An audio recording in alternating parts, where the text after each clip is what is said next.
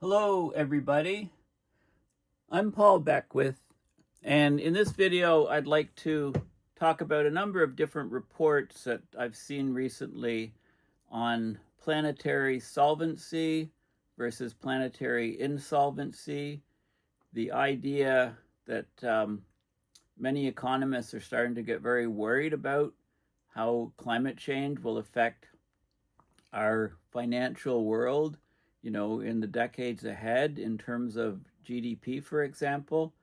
So there is some dire forecasts out there from economists that about just how much climate change will impact GDP. And the latest modeling is showing that we could have an estimated loss of global GDP of up to 50% in the coming decades unless we deal with climate change seriously now, which we're obviously not doing. Obviously we're getting more and more extreme weather events around the planet that are wreaking havoc on our cities, on our infrastructure, on our ability to grow food and get fresh water and all these other things. So these things are actually a huge risk to civilization and to human well-being, even in the near-term future. So I've talked about some of these things in past videos, but I wanted to bring it all together here because it's such an important topic for people. So Inside News, this is a report which came out in towards the end of February, so about a month ago or so. An economist's dire forecast about just how much climate change will impact GDP. So modeling shows an estimated loss of global GDP of up to 50% in coming decades unless we make changes now. And I don't know if you remember seeing this image. These look almost like toy cars, but then you see a person here for scale.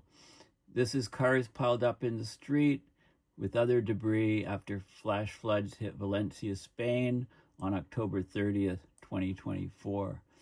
And so let's talk about where's the image I don't know what I did with it. I talked about the World Meteorological Organization report recently, and I showed basically a report on extreme weather events, a summary for 2024. And I can't find the link right now, but I think I'll probably do a separate video on that because there's lots of extreme weather events that are happening around the world that aren't on people's radar if they're not in rich Western countries and reported properly in the news. So I'll talk about that in a future video, but let's talk about this particular report. It's so basically it came out recently. We're already at 1.5 Celsius and we're rocketing up higher. As costly disasters multiply around the planet, some financial experts are raising alarms about what even more climate disruption could mean for the global economy decades into the future. So economic modeling by the University of Exeter and the Institute and Faculty of Actuaries in the UK projects that proceeding with business as usual, BAU, without sharply reducing emissions could cut global GDP, gross domestic product, in half as soon as 2070. So this is Tim Lenton, University of Exeter, who is a co-author of the 2025 Planetary Solvency report. Okay, so this is the report here. This is the group, Planetary Solvency, and this is the report here, 40-page report called Planetary Solvency, Finding Our Balance with Nature, Global Risk Management for Human Prosperity. And I've mentioned it in a previous video, but I'm going to talk about it in detail here.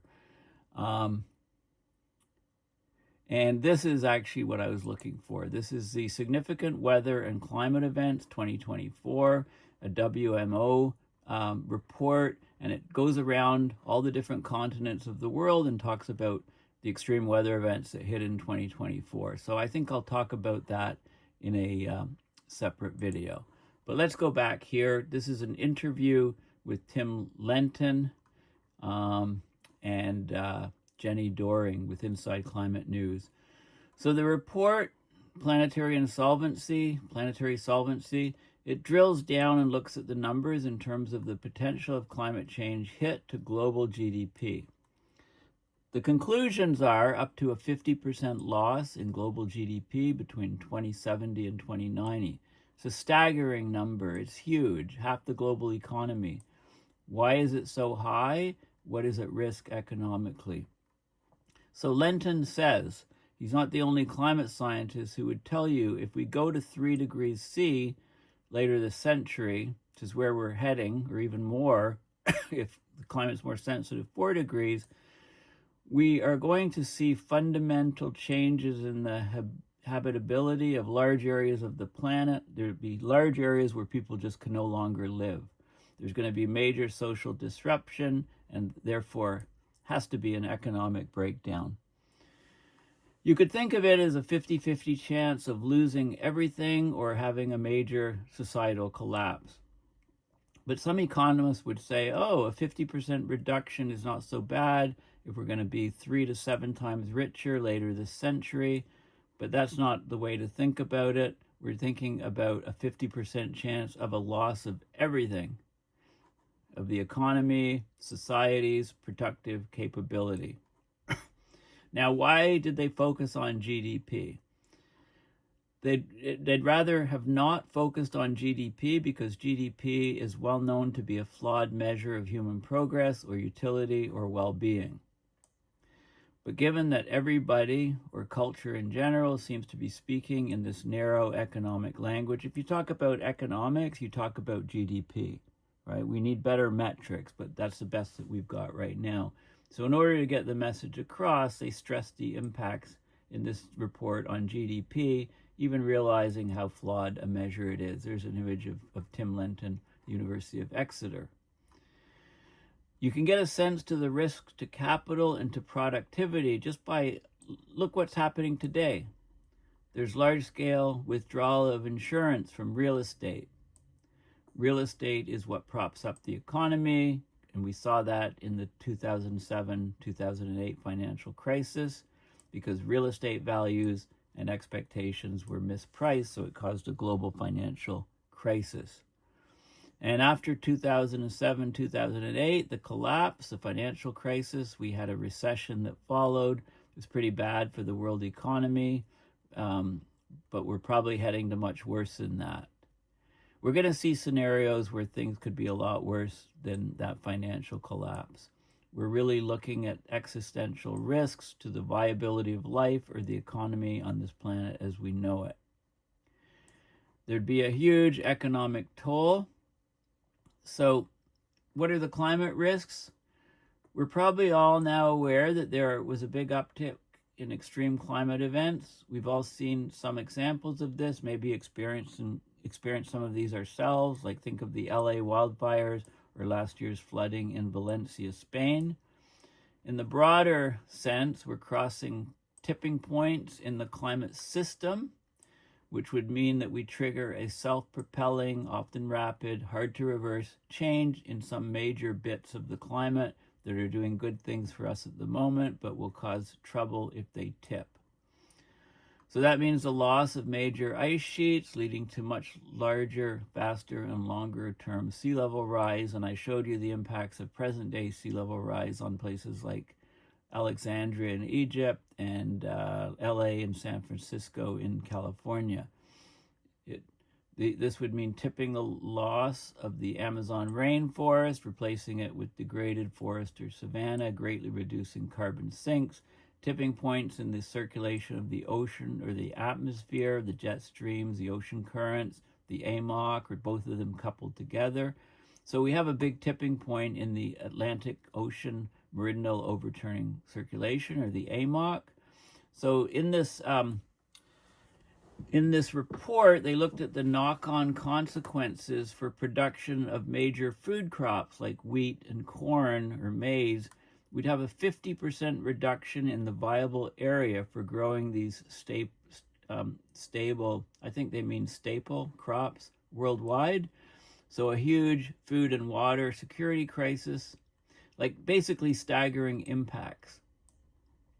And there's a large gap from some of the scenarios or predictions between, what people think the climate is doing and what it has a potential to do.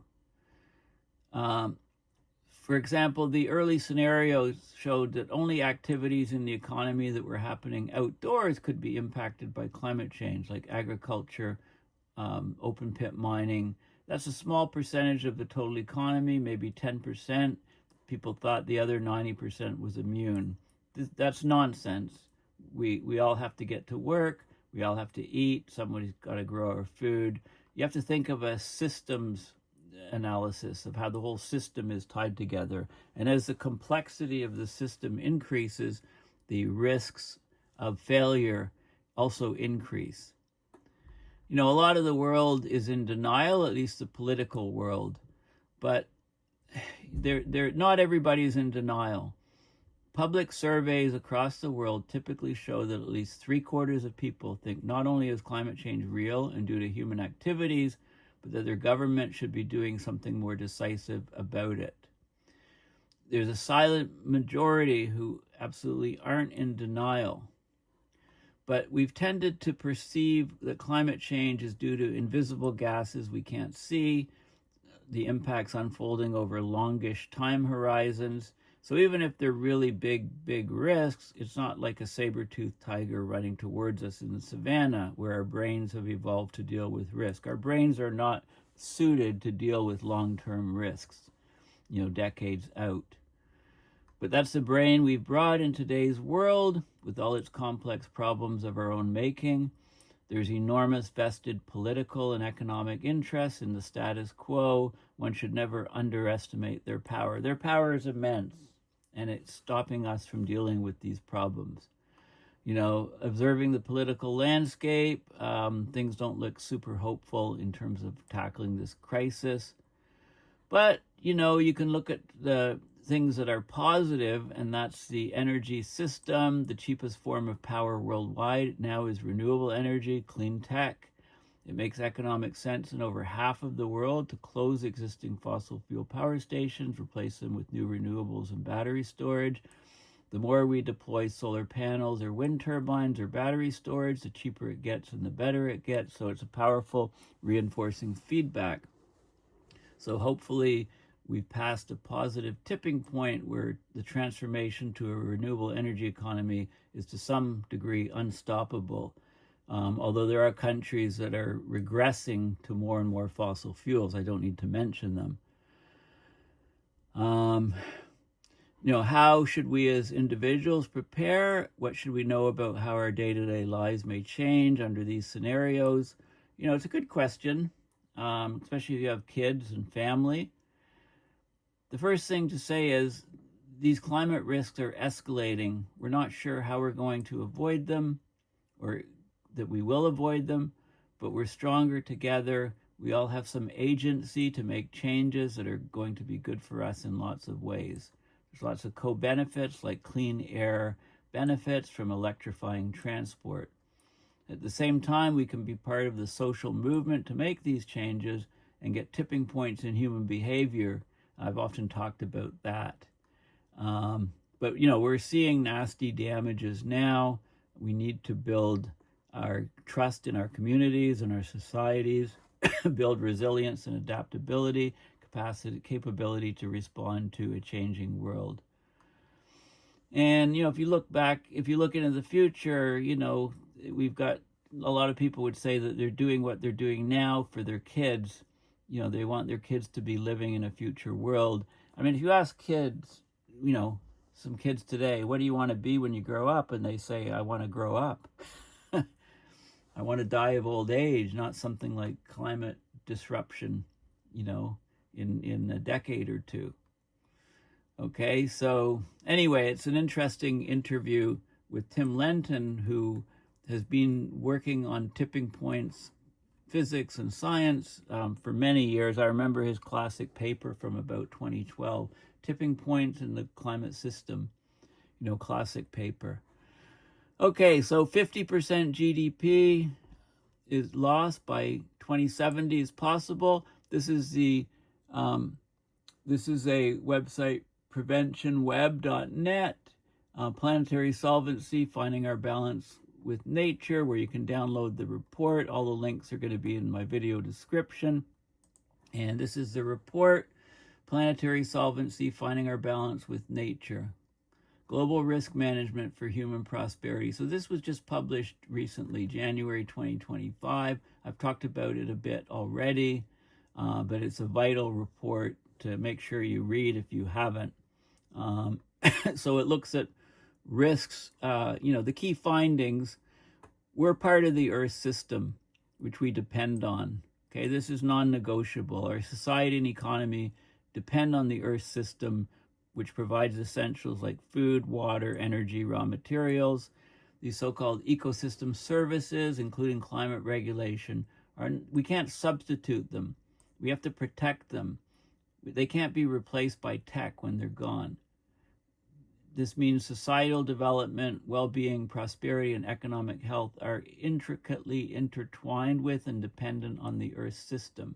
We need to recognize this, make sure that our activity stays within planetary boundaries. So we need urgent policy responses to do that, because we're not doing it. The stability of the Earth system is threatened. Climate change, nature loss, driven by human activity, it threatens the whole stability of the entire Earth system, where impacts are already severe with unprecedented fires, floods, heat wave storms, and droughts that are becoming more and more catastrophic, affecting food crops, sea level rise, coastlines, changing climate patterns, further accelerating global warming. There's many tipping points like the Greenland ice sheet melt, coral reef loss, Amazon forest dieback, major ocean current disruption like the AMOC. These tipping points can trigger each other, causing a domino effect or cascade of accelerating and unmanageable damage. And there might be a point of no return where it's impossible to stabilize the climate. Okay, and just, I'm going to do a separate video on these impacts, and they're outlined for 2024, what happened in 2024 in this WMO report, Significant Weather and Climate Event. So I'll cover that in a separate video, as I said. Unmitigated climate change and nature-driven risks have been hugely underestimated. Okay, most people have no idea what's in the pipeline, what's coming. It's becoming a matter for human security of populations. If unchecked, we're going to get mass mortality, involuntary mass migration, severe economic contraction, and conflicts more and more likely. We'll get severe societal upheaval, spreading from vulnerable regions to the developed world. That'll drive responses like food and water hoarding, maybe make countries look inward. All these feedback loops will worsen social, economic, and political challenges. Our agency will be greatly reduced. If it goes too quickly and too fast, we're going to be in a very chaotic world, and our agency or ability to change things will be reduced. The Paris Agreement goals were not informed by a realistic risk assessment. They implicitly accept the high risk of crossing tipping points. They just don't deal with it. Temperatures are spiking up. There's a time lag from emissions to warming. The Earth is more sensitive to greenhouse gases than we thought. The carbon sinks, the natural carbon sinks on the planet are failing, reducing, driving further elevation of greenhouse gases and more disruptive events. And our risk management our global risk management practices for policymakers are inadequate. We've accepted much higher levels of risk than is broadly understood. Basically, we don't know what we're doing. We're getting degradation of natural assets like forests and soils. There's risk multipliers all throughout the climate system. Okay, so things are off the charts, basically. So there's some recommendations to mitigate risk in here, setting planetary solvency limits, build policymaker capacity, understand what's really happening and communicate it to people so they know why, the risks that we're facing. And it goes through and it talks about a lot of other different things, but I'm not going to go in. I'll just go and look at some of the things. So it talks about the urgent need for global risk management. There's some good images, of our changing planet, Earth system impacts, all of these nasty things. The Earth provides ecosystem services for human activity, for our finances, our economies, and our human activity, we can either accelerate all of these problems, which we've been doing and continue to do, or we can mitigate them. And we're lacking this, but we still, we have to try. And it goes on, and it looks at global GDP loss projections. Old projections, low risk is low. The new projections are risk is very high. It could be 50% of global GDP affected. There's a large uncertainty here, but it's tightening up towards the red curve. Next year it'll show even worse. The year after even worse as climate change continues to accelerate. So we're just, we've got the Holocene Earth system, solvent. When our population was small, we operated within planetary boundaries. Now we have a risk of insolvency. We're crossing planetary boundaries, and we could either go to a turbulent Anthropocene, become insolvent, have planetary insolvency, and go down this spiral loop into the depths of disruption, shocks, uncertainty, or we could change our ways and go to abundance and prosperity. This is looking less and less likely, this scenario, unfortunately. So how do we get more resilience? There's some ideas on how we get more resilience. We've got our economy, society, the biosphere, and things that we can do in order to try to get more resiliency. You can have a look through those. There's different risk trajectories and positions. Risk, this is the impact that each risk could have, and then the likelihood of it occurring. That's how you define risk. Probability of occurrence times what happens if that event occurs. And we're heading up, and we're basically in these red regions. And the economy tied to society and the biosphere, right? There's lots of different images. I want to scroll down. There's a couple things I want to show you here. So these are some of the tipping points in the climate system, current observations. And then you can go to, the connections, like if the AMOC collapses and we get 2.5 degrees of global warming, we're going to have trouble growing food around the planet.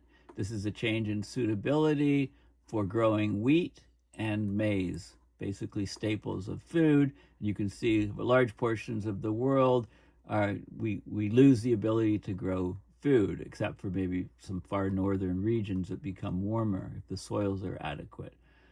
So we're moving from planetary solvency to planetary insolvency. This is showing where the climate is, nature, society, the economy, and what we're likely to see as soon as 2050, going up into these ever dangerous red regions of risk.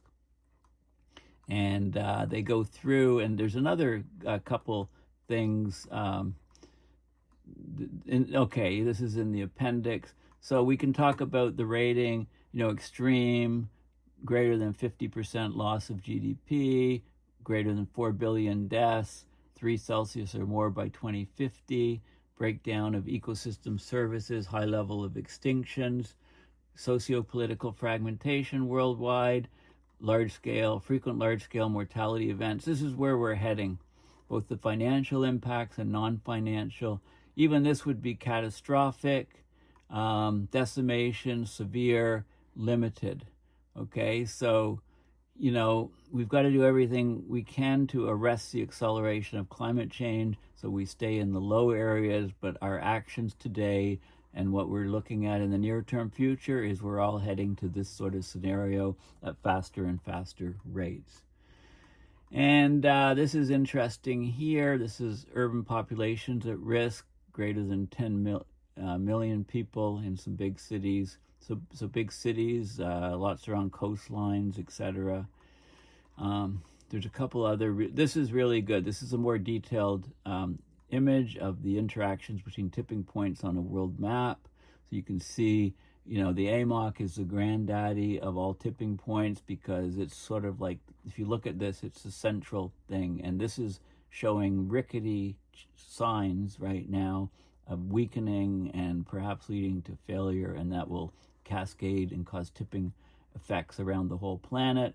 They do an Amazon rainforest study of a collapse of the rainforest, and it's heavily referenced. There's lots of things. So this is a great report, and I'm just going to point you to some other things. Well, I'll do in a separate video, like the extreme weather events. This is a good paper, The Economic Commitment of Climate Change. They looked at 1,600 regions worldwide. It's a paper from 2024, spring of 2024. It's open access. I just want to point you to some of the plots here. This shows the mitigation costs here of RCP 2.6, and then climate damages would be down here if we let it happen, and these are climate damages on the business as usual path. Massive climate damage. This is percentage change in income per capita per person relative to a baseline without climate impacts, basically losing our income per capita because of the climate disruption. And they separate it into North America, the different parts of the planet. Some areas, this is a 75% drop on the bottom scale here. So getting very, close in some regions, and not so close in some Central Asia, Russia, because this is northern regions. This is very interesting. All climate variables, and it's showing the committed economic damages of climate change by subnational region. So you can see percentage change of income per capita relative to a baseline, down like 30% here. And you can see most of the world is dropping, but guess what isn't? We've got Canada up here and the Arctic, and we've got parts of Northern Europe and the Siberia regions, Russia regions, okay? So the far northern regions actually are in the blue. They show an increase in per capita income. So, the U.S. gets hammered, Canada does fairly well. Interesting, maybe some people are really noting that. Okay, so that's very interesting. So everybody move up to Canada. Canada is great already, right? Okay, a couple other points. This is government of UK. Actuaries highlight the increasing risk of planetary insolvency.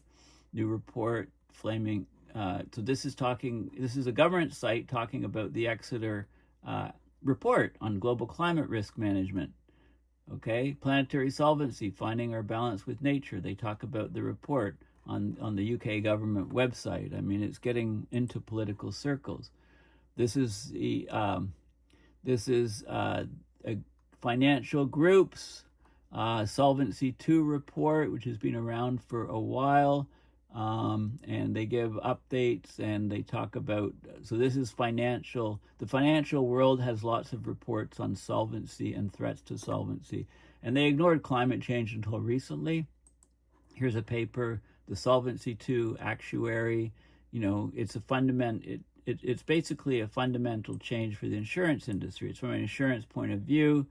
Will insurance companies even be around in the future? I mean, they used to ignore climate change, and now they can't because a lot of their damage payouts are from extreme weather events. This is an actuaries.org in the UK talking about global risk management for human prosperity.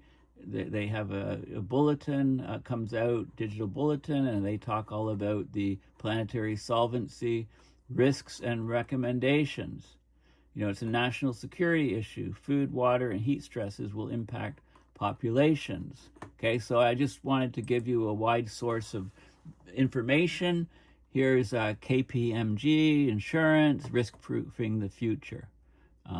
Lots of details and stuff in their publication on resiliency and finance and stuff and 39 pages. Climate change is becoming larger and larger and more prominent.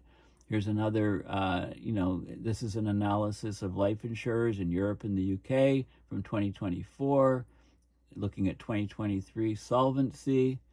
And the Bank of England, Solvency II. On their website, they talk about Solvency II and, updates to it and so on. So it's been around for a while, but it incorporates more and more climate change. So I just wanted to show you a variety of things. People are getting more and more worried in the financial world about what climate change will do, how it will impact GDP.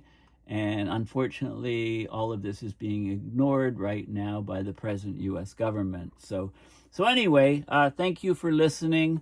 We could lose up to 50% of global GDP in the coming decades. Okay, so, it should be big news around the world, right? People need to really pay attention to this. So thanks for listening. Please consider going to my website, paulbeckwith.net, donating to PayPal to support my research and videos. And also check out the Paul Beckwith store if you want to have a look and see what's going on. My son keeps making changes. Canada is already great. Here you go. I got to get some new shirts. Climate Casino. My son tells me that 2XL and XL are now available. I don't know if Earth Tones are available yet. And I need to talk to him about which shirts. I need to get women's versions, V-neck sort of cut versions of t-shirts as well. So this is still a work in progress, but please check it out. Please support us, and you can see where's the. There we go. What happens in the Arctic doesn't stay in the Arctic. That's probably one of my favorites. Connecting the dots, abrupt climate system mayhem. I always say that at the end of my videos. You can ignore climate change, but it won't ignore you. I really like that one too.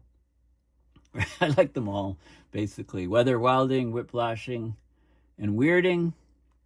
Okay, so anyway, thanks for listening, and bye for now.